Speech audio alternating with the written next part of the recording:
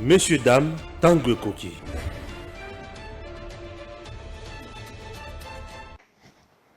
Messieurs, dames, bonjour. Le 24 janvier 2019, le 24 janvier 2023, 4 ans après, bien sûr, Félix Tshisekedi Azala président, il y a RDC.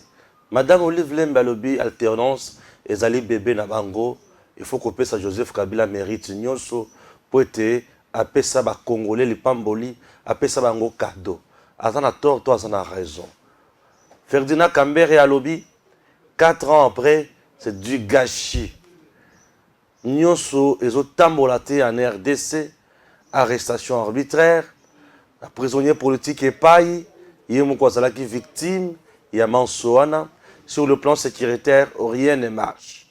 Bref, et Sengeli Joseph Kabila, Azongapo, Congo et Kendeliboso.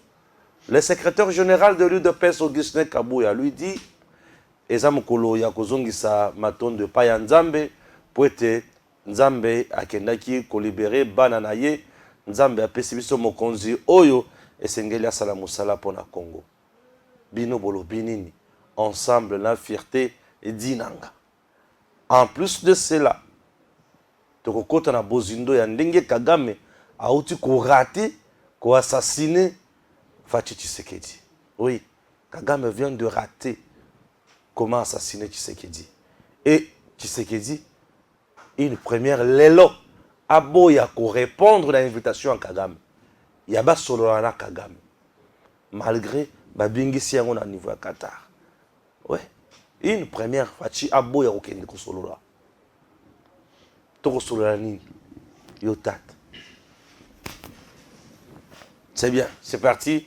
Mais avant toute chose, Datacol d'abord, pour vous aider, binoba candidat, na vous allez candidat député. Vous avez envie de gagner les élections de votre circonscription? Datacol a la solution. Si vous écoutez ce message, vous êtes sur la première marche qui mène à la victoire. Cela vous semble impossible de gagner les élections de votre circonscription facilement, intelligemment et à moindre coût? C'est que vous ne connaissez pas encore Datacol. Soyez novateur en politique et utilisez les services Datacol.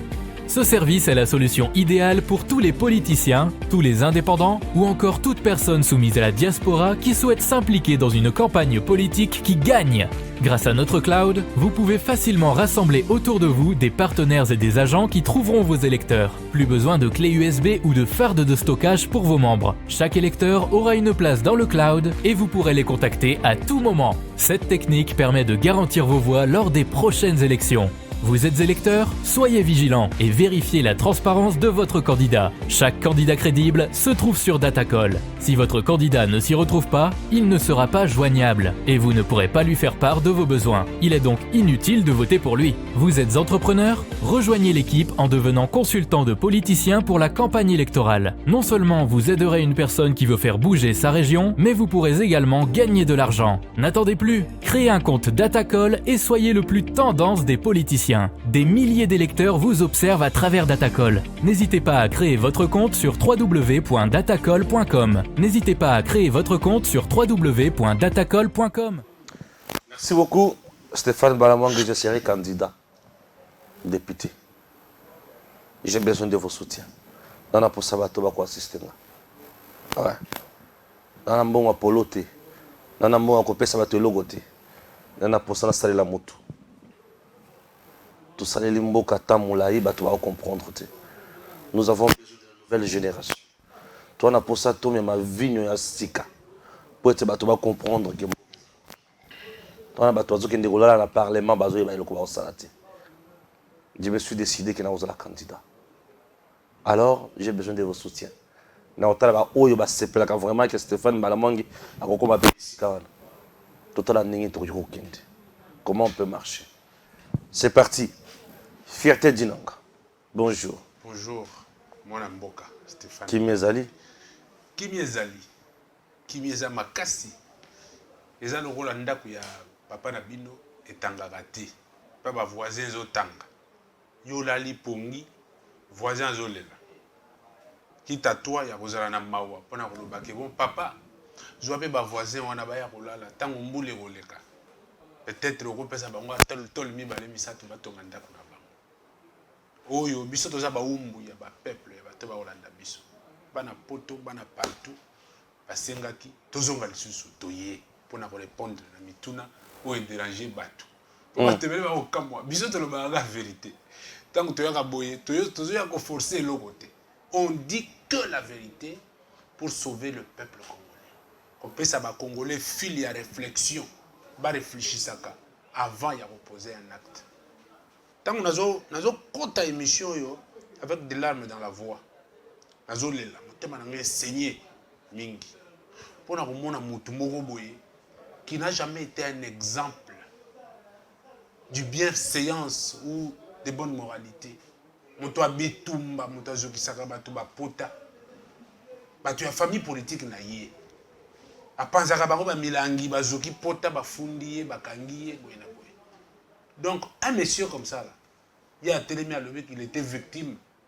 il y a arrestation arbitraire na régime ya Tshisekedi wana Ferdinand Kambere alobi régime kutu ya 4 ans après donc mawa plein natuni bana poto na bana partout Ferdinand Kambere abeti mutu ya PPRD mulangi na mutu baza na nganda bameli masanga balangwe abeti journaliste wana mulangi pasuki bakile bimi bakangi l'infraction est individuelle opanzi mutu mulangi na bakwiti omeli masanga yo cadre olangwe opanzi mutu mulangi soko mutu wana panzani mulangi kaka bino famille politique moko bafundi yo baye bakangi yo il faut répondre parce que vous avez malfrat. Où est notre problème? Où est le problème de ce que dit dedans? Kambere devrait avoir la honte de sa vie. Parce que 18 ans à Bango, si lui il a des leçons à donner, qu'il fasse la rétrospection. À ça la introspection, à ça la projection. Et puis à Télémaliboso pour leur dire que le régime a Tshisekedi est un échec. Oui, ton demi. Le régime a Tshisekedi est un échec. Échec, mon néné n'a pas de Congolais. Échec, le régime a Tshisekedi est un ango. Et ça, il y a déboulonné Miyibi Nyosowana. Kolobake, bino boza Miyibi Boyiba, qui bovan dans nos panzi, Congo et Kende, Liboso, nde ba mabe ya Tshisekedi yango. Mabe ya Tshisekedi, o bango bazolo ba échec. Nde lelo mokonzi ya mboka aboyi kokutana na Kagame alobi ozoboma ba Congolais. Ozoboma bandeko na ngai, ozosasa biso ngai na yo toko kosolola mesa moko te. Non, to fanda na bila wana, puisque alobi eza échec et nini seni eza mise en place te. Entre temps, tous déjà dans l'année électorale, on comprendre Kambere fait allusion à quoi? Seni eza mise en place te. Tous déjà dans l'année électorale, Kambere fait allusion à quoi? Chers compatriotes, puisque ceux qui tous la makamusu sont malamouté et vous allez kitoko atamukete. La République démocratique du Congo, notre pays, et Zosenga Batuba Kolisabongo. Tango Kambere azolobake seni eza en place te. Eza po batu na bango baza na kuna na seni te. Eza po ye miyibi lokola ye baza kuna te. Qu'est-ce qui se passe? Je ne comprends rien. Tata, seni eza en place, c'est-à-dire quoi? Seni eza en place te. Bravo na Ferdinand Kambere. Hein? Carte na ngango. Bana poto bana partout bazotala. Seni eza en place te. Biso toke ko s'enrôler. Biso banani, biso ba etolingi changement.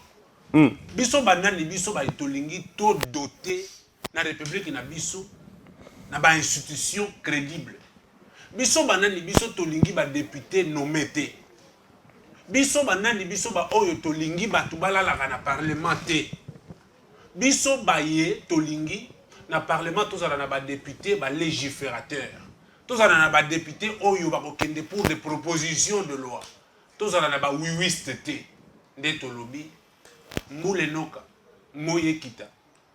Nous allons nous enrôler. La promesse du chef de l'État était la tenue des élections. Les élections se tiendront dans le délai. Nous allons nous enrôler. Peuple congolais peut et s'enrôler.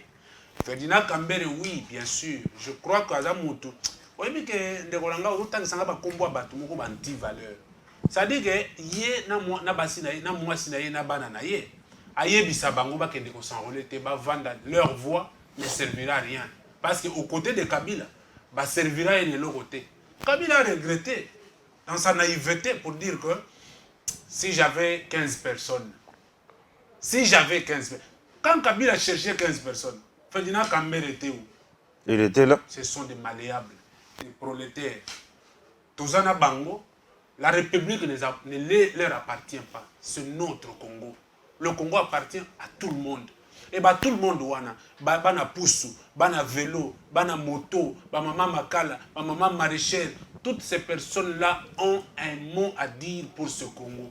Ce n'est pas un Ferdinand Kambere qui va donner un discours d'un monsieur qui n'a pas des valeurs morales, un bagarreur en public qui peut dire que mandat à Tshisekedi est un échec. Échec, c'est par rapport à sa maison et du fait qu'on les a chassés en tant que voleurs en dehors des institutions. Il y a un échec. Échec, monsieur Ezati. Alternance, 4 ans après, Madame Olive Lem me réclame toujours qu'ils allaient lokoya Joseph Kabila. Yo le Bénin. C'est grâce à Joseph Kabila. Te, wana ezali, oyebi kozanga koyeba ezali wayandam. Hein? Il y a ce qu'on appelle les souverains primaires. Une volonté qu'on ne peut pas changer. Une volonté qui est mais vraiment loyale, logique et reconnue par les cieux. C'est la volonté du peuple. Kabila n'avait pas le pouvoir de donner la gestion de la nation à Tshisekedi s'il n'avait pas été contraint par le peuple congolais. Le peuple avait compris que le Congo est en train d'aller dans la ruine. Un président muet, molle, moins intelligent, qui ne sait même pas parler une langue de notre pays correctement. Et le peuple congolais a regardé qu'on a été colonisé. On dit, mais pourquoi est-ce que nous devions tous souffrir du syndrome de l'Arbin? Moutouakoti, Simba Sak na beta papa na yo, au Simbi Sak na beti papa na yo, après Zongisi Sak au lobby, merci. Kabila nous a fait ça dans ce pays. Et aujourd'hui, tant qu'on livre l'embazo, le bataille, Tshisekedi a félin, bravo au chef de l'État, bravo Antoine Félix Tshisekedi Tshilombo. Tala et l'occasion le bisa Olive. Félix Akena Est, en tant qu'homme d'État, Batouba Tounié, Moutuna, je me rappelle, le chef de l'État répondant, il y a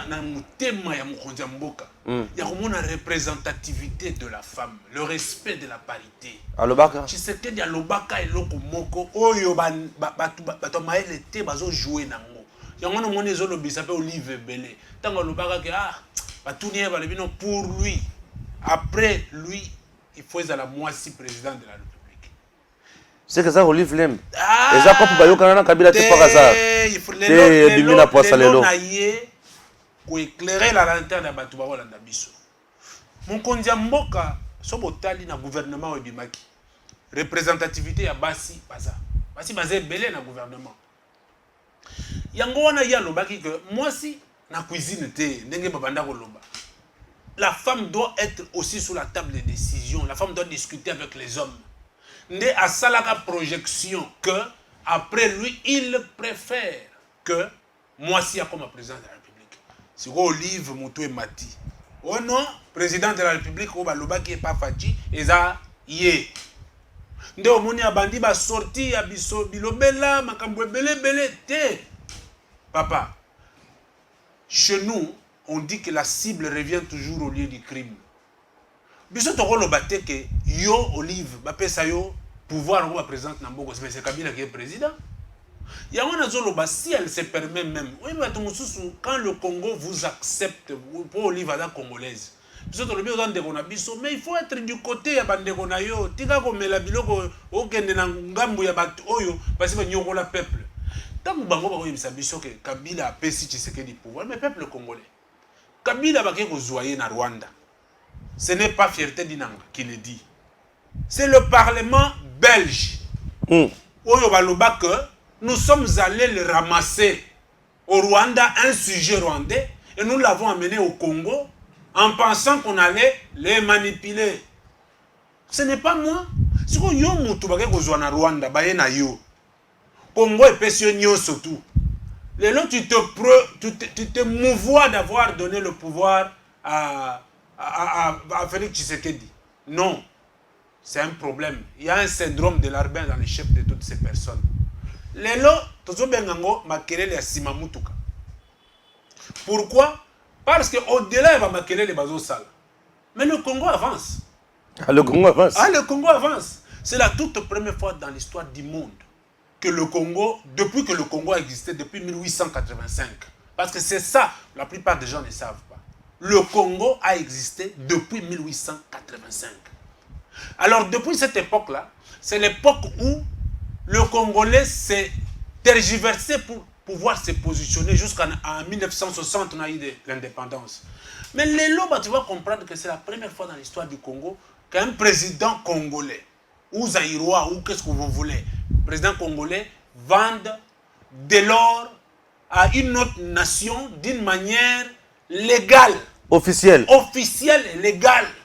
Waouh. Ça, c'est au travers Antoine Félix Tshisekedi Tshilombo, coup de chapeau. Et au-delà, il y a une volonté de pouvoir transformer nos minéraux ici. Voilà le pourquoi de l'appui de la Sokimo, pour que nous puissions transformer nos matières premières ici et les vendre à qui on veut et à un prix fixé par nous-mêmes. Ça, c'est une fierté, c'est un plaisir pour notre République. Ce que les lobes démon bazotala ndengembo ezotambola. Batelini balobio pouvoir à Tshisekedi 4 ans échec tondimi. Tondimi Tshisekedi Félix osali échec munene makasi. Échec ya liboso ezapo obengani bandongono misu. Échec ya mibale ezapo boyi ko collaborer na Kabila ndenge bato babanda okanisa ke Kabila mutu anomayo ondimaka ye omuna na ya tout moment. Échec ya liboso ya mibale ya misato ezake makambo nyonso yo zosala ezotambola kaka. Redonner la valeur au peuple congolais. Lélo, est-ce que vous savez qu'il y avait en tant que il fallait que ça, ma propre président Tshisekedi a qu'un de na Kagame, na Qatar. Oui, na niveau ya Qatar. Ah, mon konzamboka c'est la toute première fois. Oh, il va boyer la kokuta na Kagame va solo là. Félix Tshisekedi a lobby, on va parler de quoi? De quoi? Tandis que moi je ne me sens pas faible d'un coin. Je travaille bien, la diplomatie est anticipative. Je travaille très bien pour Namboka Nangai. Le principe du bien-être universel, vivre pour les autres. Tshisekedi vit pour le Congo. À Boyi. Finalement, vous voulez quoi? Nous, on a besoin du respect. Le Congolais a besoin du respect. Très bien. Tala, pour une petite histoire. Les Congolais bavandi balobi. Tshisekedi est entouré na batu. Batu wana bazo yiba. Tshisekedi azo tala bangote. Mais la gestion de l'État doit porter une âme d'État. La gestion de l'État n'est pas émotionnelle. Seulement parce qu'il faut qu'on ait un biso qui est la zamabe, benganaye. Mais quand tu les chasses, quel est le danger qui peut venir? Comment est-ce que tu te protèges? Et tout ça, c'est un microcosme très difficile. Il faut que Moutou y a fait Tshisekedi pour réussir. Les Rwandais ont déclaré eux-mêmes que depuis que Tshisekedi a vendu de l'or, la crise économique au Rwanda. Oh. Ah oui. Depuis que Tshisekedi a vendu de l'or. Tshisekedi a vendu de l'or officiellement. Crise économique totale au Rwanda. Oh Seigneur Marie-Joseph. Et ça, c'est votre lobby, oui. Il faut bien sentir que c'est nous qui avons la plus grande production. C'est notre Congo, c'est notre richesse. Ouais. C'est nos minéraux. On ne peut pas vous laisser, vos produits. Le Rwanda produit quoi? Tant que Bissele, la télémia au carnet d'adresse.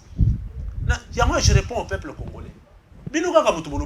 Before tout puissant, tu sais que c'est le côté, pion ya Rwanda, pion ya bon. Mais c'est notre Congo, c'est notre parcelle. Quand tu sais qu'il a trouvé opportun de pouvoir mettre hors état de nuire, il faut. À combien faible? À combien faible, je pense qu'à la Makala. Oui, Babunda qui a Kaboun Jouana. Kabunda le bio ko vanda na pavillon où tu étais na pavillon un peu panier. Je pense que ça na Makala nenge to koloba. Il est là. Ndesi ko to nazo répondre au peuple congolais pour leur dire ceci. La gestion de la République, c'est l'apanage des hommes intègres et intelligents, avérés. Tshisekedi a un sphinx. Ça veut dire que Tshisekedi est le triple option de Papa Étienne. Je dis bien triple de Papa Étienne Tshisekedi. Félix Tshisekedi, tout ce qu'il fait aujourd'hui, il faut que les Congolais attendent aux autres pelada Félix Tshisekedi. Mais seulement parce que tu as les lobbies sont morts de éviter que la minérée. Ce qui n'a pas eu de temps, les Congolais a dit que Kabila n'a jamais été minéré na biso moko pour l'intérêt. Tu vas contre Léonel. Bradagango contre Léonel à nous aujourd'hui. Na Moutou ba ke ba pese mpata. Bongo na ye. Ba mafuta ya na munoko. Atie na poche avandi, peuple congolais a souffrir. Bien sûr. Kasi lelo Tshisekedi a lui bandeko. Eza biloko na ngati. Eza ko biloko ya mboka. To sala ndenge nini. To teka ona mboka batu ba mona ke mbongo ekoti autant et go servir Pona mboka. Mabe a Tshisekedi azo sali la peuple congolais yango wana. Parce que biso tolobi boye. Les gens qui prétendent que Tshisekedi a échoué sont moins intelligents. Très moins intelligents, excusez-moi. Ah. Bazana ba bongo ya moano. Non. Bato bazolo ba Tshisekedi a échoué, baza mayele te. Je m'explique. Bongo ya moano. Bato bazolo ba Tshisekedi a échoué. Oui. Bazana bongo ya moano. Conscient intellectuel moins zéro. Moins zéro. Ah. En dessous de la moyenne. Comment ça? J'explique. Bande konangai. Bino ko sali 18 ans na mboko yo. Voilà. 18 ans, il y a passi, il y a torture. 18 ans, il y a bakamere, banyonga rabino. Bachadari, bamouilani, ba tout puissant na mboko yo. Lelo, moutoyer. Pour 4 ans. Ba prison nyoso mike elimwe. Pour 4 ans, ba prisonnier bakangaka et ba kabila pour na maintenir le pouvoir na ye. Babimi. Te Kambere lobi bakanga qui est victime ya régime nabino. Ferdinand Kambere, passez-moi le terme, je peux l'appeler comment?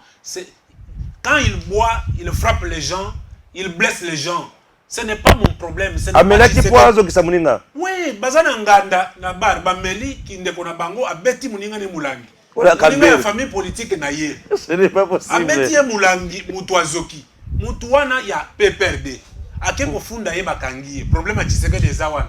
Qu'on ne se joue pas de peuple congolais. Bana poto il faut bayoka. Mutu soka bato PPRD musana na bango ezali. Ba miso to mona bango na marche na milangi ya masanga na maboko. Komona marche wana de. Na ibi très bien. Na milangi ya masanga na maboko bazomela na marche. Oke komela miyembe na yo kangi yo zokisi mutu. Siko bakangi yo na l'état. Yo lobi ke Tshisekedi ndi mutu atindaki yo zokisa mutu. To Tshisekedi apesa ki Kambere mulangi ya masanga mela. Ils ont tout et n'importe quoi. Mais ce que moi je vais dire au peuple congolais, c'est que voilà. Dans 4 ans, voilà aujourd'hui, voilà. 4 ans. Ouais, vas-y. Tshisekedi na biso. Congolais, mon amboka. Bana poto la 4 ans ya Tshisekedi. Tshisekedi arrive au pouvoir. Akuti Batu. Telemia wana public balobi. On ne peut pas nous intimider. Bazo préparer coup d'état. Coup d'état constitutionnel.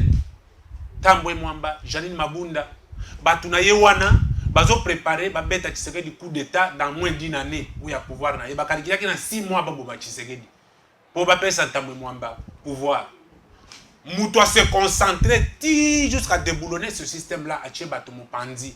Alors, tous à la nan, nous sommes en train à créer une sacrée à l'objet. Une sacrée est un cadre de consciencieux. Un cadre d'échange, de réflexion, de discussion et de propositions.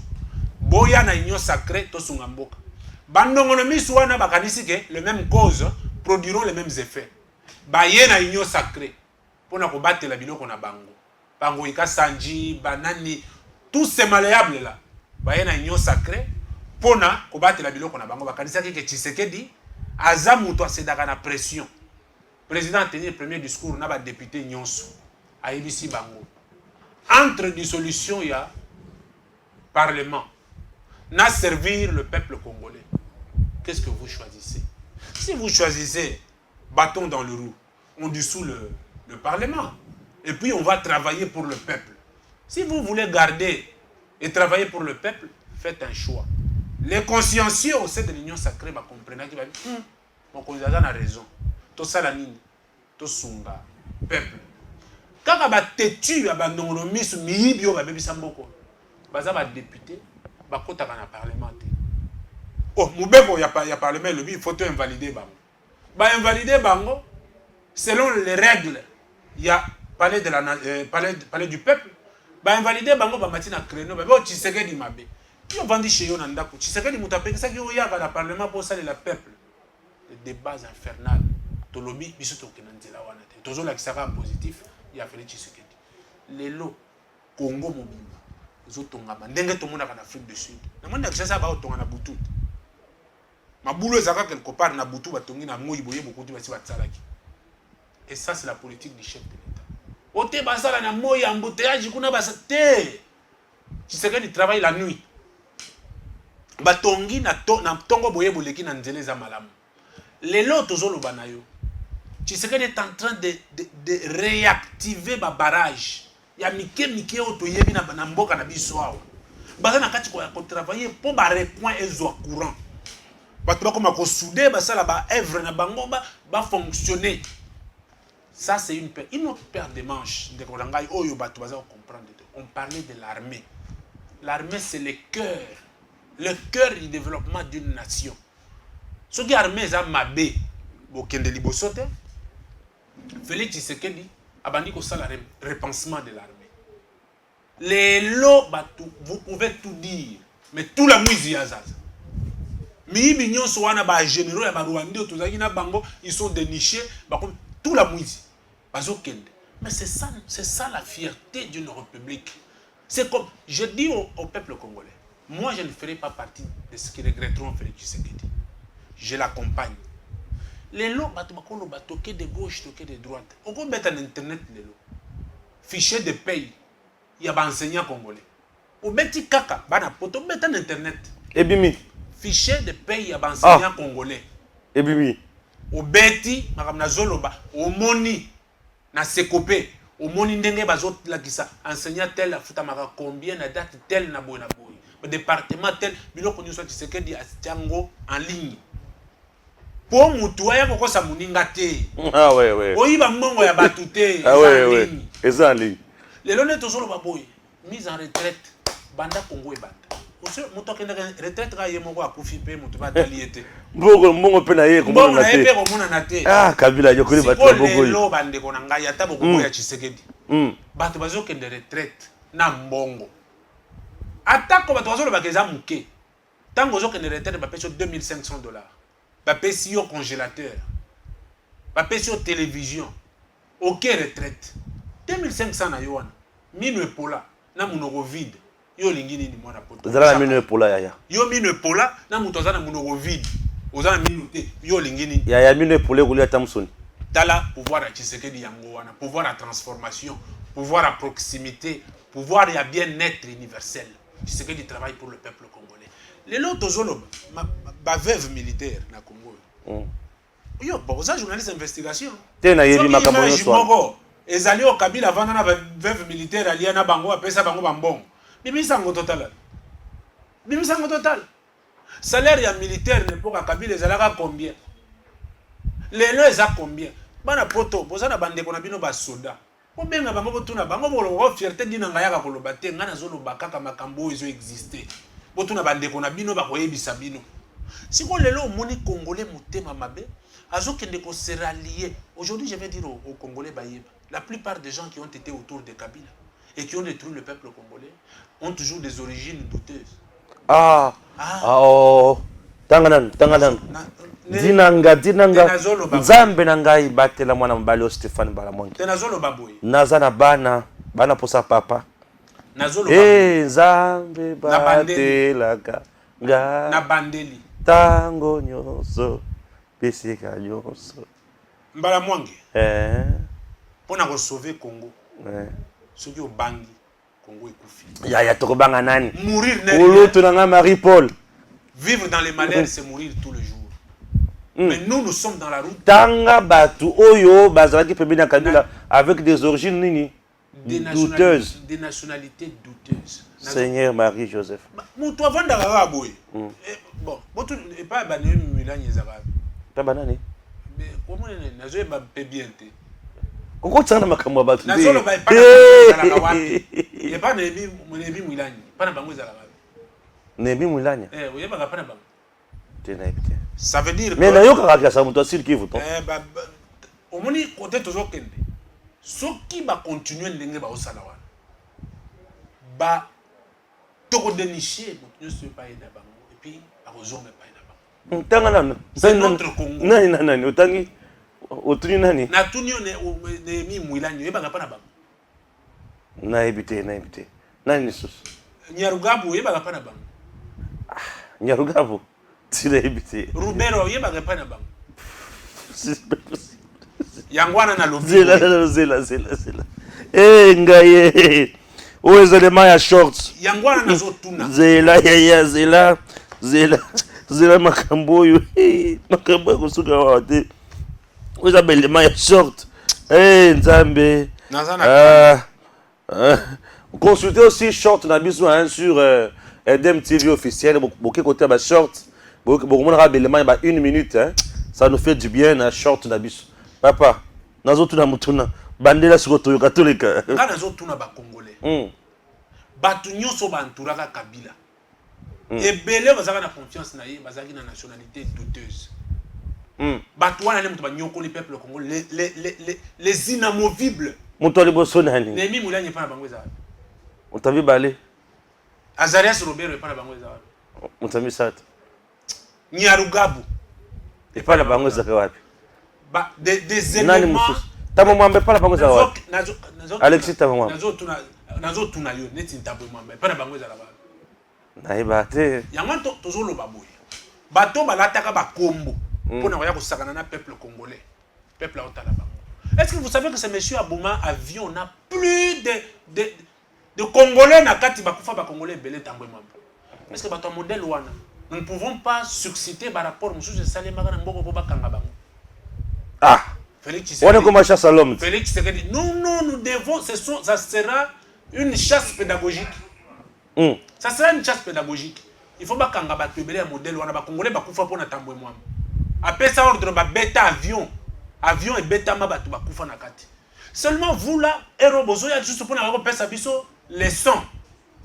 Les sons exatés. Ce que nous disons au peuple congolais c'est quoi? Mobali ya maman kombo na ye papa. Lelo maman na biso Congo. Félix Tshisekedi de mobali ya maman. Biso nyonso peuple congolais to benga Tshisekedi papa. Je donne raison et je salue la maturité ya ba peuple congolais mususu na minute oyo. Les gens ont compris Stéphane Mbalamondi. Bato batali balobi ah ngai nazana bana. Soki to profiter na volonté ya Tshisekedi ya kobongisa Congo te. 20 ans après bana na biso ba koloba nini. Bato balobi il faut to bongisa mboka na biso. Volonté ya Tshisekedi eza nini neti lelo. Eza que élection esalemi. Aleki. Après Tshisekedi a vendu avec les Congolais consciencieux pour leur dire écoutez, le temps passe. Dans 10 ans, Bissot a 50 ans. Mais dis-moi un peu, comment est-ce que Mboka Nabiso a dans 10 ans? Une projection à venir. Tshisekedi travaille pour l'avenir de la République démocratique du Congo. Les gens gesticulent de gauche à droite, oh non, élection, oh bonaboy. Mais je salue les opposants, oyo, va comprendre. Viens en Fayoulou, vraiment, mbote à trop. Il y a une carte naïe. Avant de Kimia, il a compris que le Congo. Fayoulou a une carte naïe. Oui, avant de l'aller. Il a lobby que le Congo aux Congolais. Ouais. Tu vas d'appuyer ma banda qui est jang, qui est machin. Viens moni à Bangi. Ah, tu comprends qu'on a pas qui est janga. Au moins, on a pas photo, là, image et bandi au Congolais a la mais à une carte naïe. Mais ma commune a carte, on a une nationalité. Sénégalaise, camerounaise. Viens à ça Congolais. Ah, viens à ça Congolais, à une carte naïe, avant de Kimia. Nous disons quoi pour le moment? Ce qu'on a Congolais, vous n'avez pas nabiso. Quand vous avez carte, tenez ba mibi bazo salawan. Vendre pas nabino, vendre Kimia, ça là ba commerce na yo, ticket la carte d'électeur et pas ba Congolais pour pas voter. Mais ce que je veux dire à ce qui nous suivent, c'est que bandima te. Moi, je donne mon vote à Félix Tshisekedi. Et je vous appelle à vous tous de donner votre vote à Félix Tshisekedi. Pourquoi? Parce que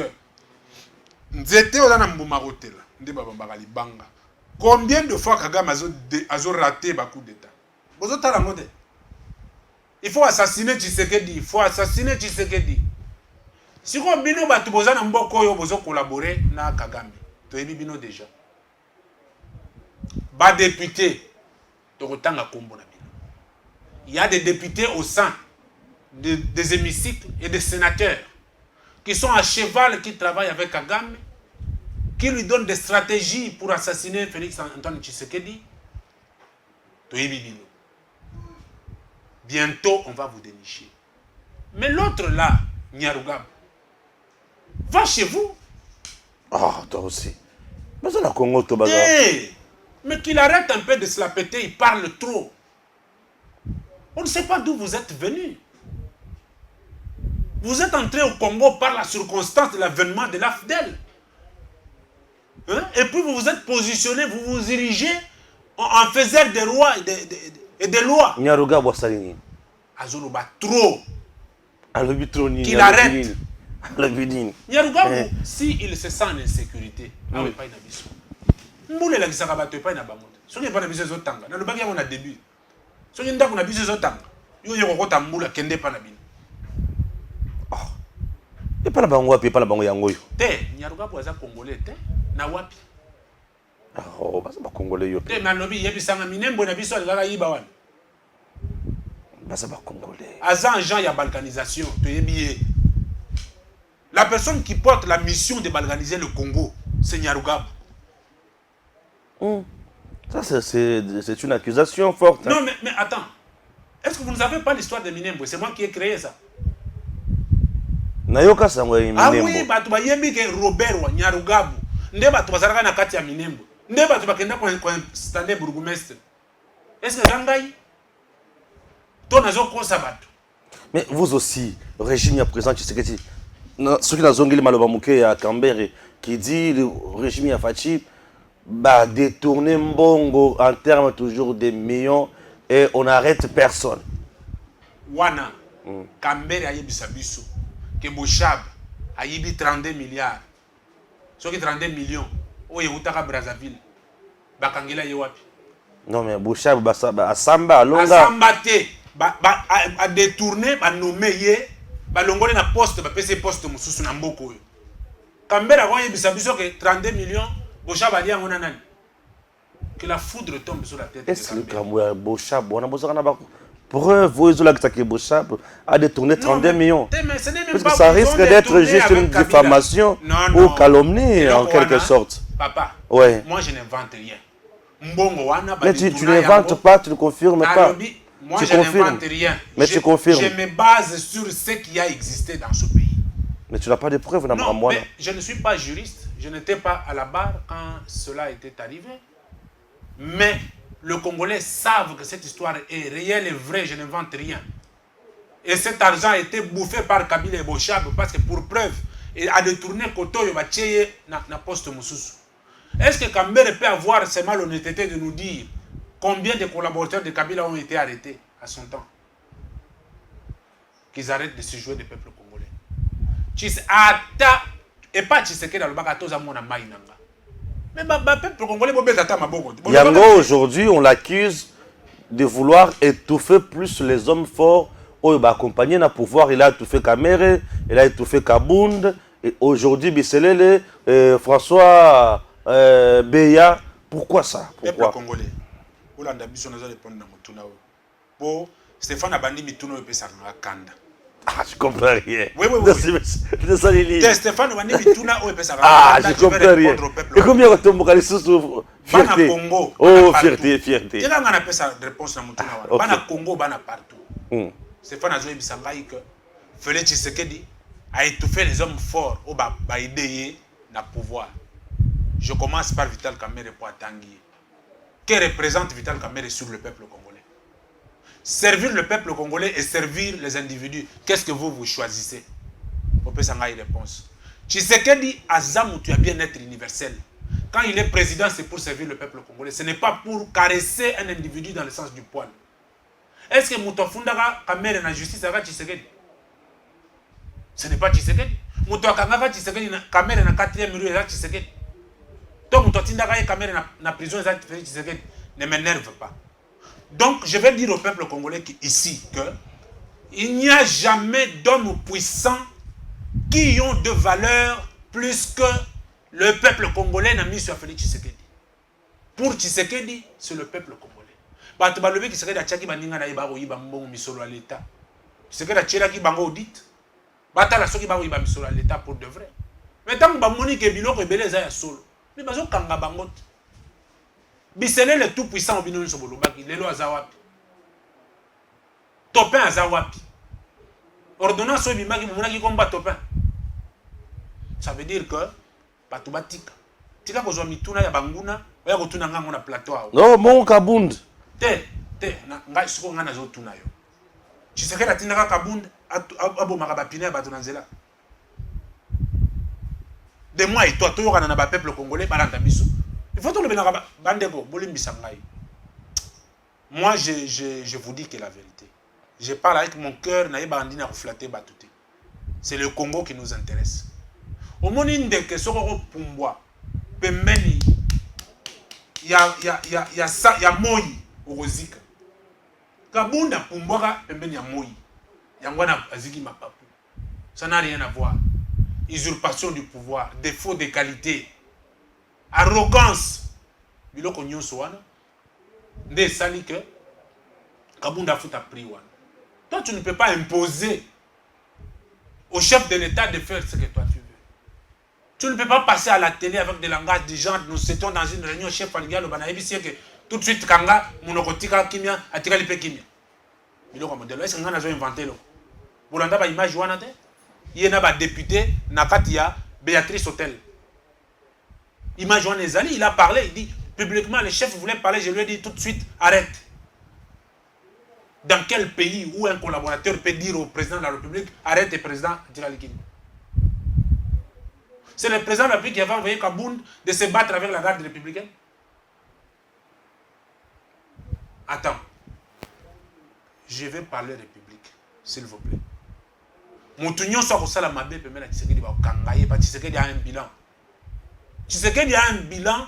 Tshisekedi a le devoir, il y a redevabilité devant le peuple congolais. Mais les Kamola bilan, on est zoko pesa mwanzoto malili. Kabtumbi kuna zolo que lui a un bilan à défendre. Yo zolo ba que Fatia a un bilan à défendre. Muzito a zoibi qu'il a un bilan à défendre. Matata a ebiso qu'il a un bilan à défendre. Yoka, Madame Olive les maires, ceux qui se battent le pays va mal en tout cas. Fierté, on dirait ça entre ici, ça sort par là. Oh Seigneur Marie. C'est pas de Mbalamoua. Oui, bien sûr. Oui, oui. Katumbi a à l'aise. Katumbi a un bilan à défendre. Les vols, les détournements, l'enrichissement illicite. Le qu'on a basé na Kabila, c'est leur bilan. Congolais, ils ont géré les minéraux dans la poche na bango, lié mbongo à l'État, le peuple congolais, c'est leur bilan. Moto mususu otangi wa lobi azana bilan izana ni Matata Ponyo, oui, il a un bilan. Construction a mis l'école. Ali mbongo qui kotonga université na Kindu. Bilan na yango. Mozito azana bilan, oui. À l'époque, Mozito tango a Giraki en tant que premier ministre. Il avait amélioré les budgets, il avait bien travaillé. Lui, pour moi, Mozito peut encore être reconduit par Félix Tshisekedi. Pour moi. Parce que Mozito avait montré que c'était un intellectuel congolais et il était capable de transformer un domaine de la vie. Un économiste de haut acabit. Bilan naïe, Yekolo Bamanango. Mais bilan, il y a tout ce tangiwana. Exactement, parce que dans bilan na bango, il y a Maman Olive Lembe. Tokotanga Floribert Chebei, Tokotanga Armand Tungu, Thérèse Kapangal, Mukendi, Boteti, Tokotanga Gloire Dinanga, Tokotanga Batondele. Moi j'ai perdu mon frère aussi, la lutte, il a été empoisonné. Et Tokotanga Bango. Je ne vais pas m'énerver sur ce plateau. Bana Bodim Bisangai une attitude Nangai parce que Marambebele et tout Timothée Manangai Mingi. On parle au Congo. Je vais dire au peuple congolais que même ceux qui m'ont tout, il y a qui se fait Sabinoté, seulement pour nous y a Sala Lelo, pour le Congo. Mon côté à Kouya, net Rwanda est produit à l'autre côté, mais ma première puissance mondiale africaine, il y a production, il y a or, na coltan. Est-ce que n'a pas Kagame, mais ça m'a belé aux produire or. Les lots, tant que bisous tolobi, qu'il faut étouffer bilo quoi avec Félix Tshisekedi. Donc, teka biloko na biso na bayiba kolingango bayaka bakote pa na biso to sala appel d'offre to teka biloko na biso pour y bénéficier na peuple congolais. Mabe Tshisekedi asali yango pour ngai fierté d'une nation na yeko défendre Tshisekedi bato balobake à lobby. Je ne défends pas la personne de Tshisekedi, je défends l'institution président de la République. Na bisaka bato que l'institution en est sacrée. Après Félix Tshisekedi, il faut que l'institution en ait porté caractère sacré. Pourtant Mbala Mongi ya Kozalawana a travaillé bien, donc Tshisekedi a balisé le chemin. Félix, ça veut dire qu'il met le pays sous les rails. Il plante les jalons pour un décollage. Il y a Mboka na biso. Mais si nous voulons que Mboka décolle, il y a ce qu'on appelle une prise de conscience personnelle, enfin une prise de conscience collective. Et prise de conscience d'ensemble, des Osengaki, Mbalamwange, Ngai, Bato Barolanda Biso, va comprendre que nous devons protéger le Congo. Protéger le Congo, c'est protéger ses institutions. Aujourd'hui, je ne peux pas parler sur ce plateau, parler des individus qui n'ont pas une mémoire positive. Kamere n'a pas servi le peuple congolais. Katumbi n'a pas servi le peuple congolais. Kabila n'a pas servi le peuple congolais. La personne qui a couronné tous ces malfrats, c'est Kabila. Voilà pourquoi j'ai dit, il doit avoir la honte que la foudre tombe sur sa tête et la tête de sa femme en même temps.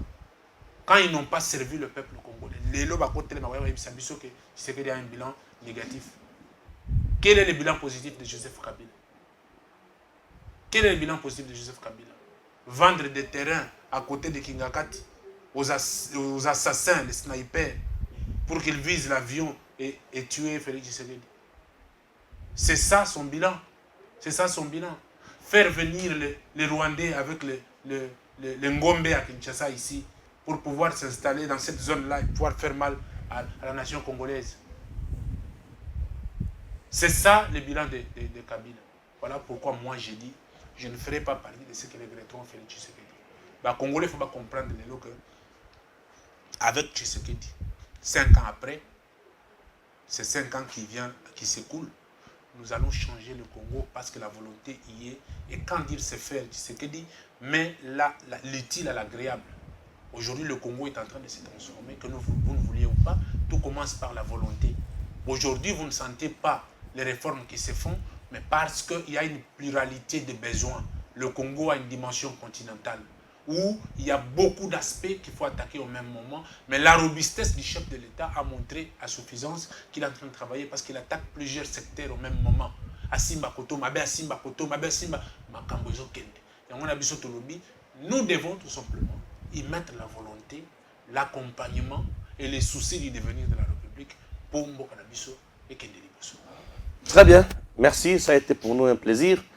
Il y a ça la émission avec fierté dit Nanga. Et là, Tokomi Nasuka et Tokutana Bongo, la bande numéro Moussous, avec le même plaisir. Messieurs, dames, Tanguy Koki.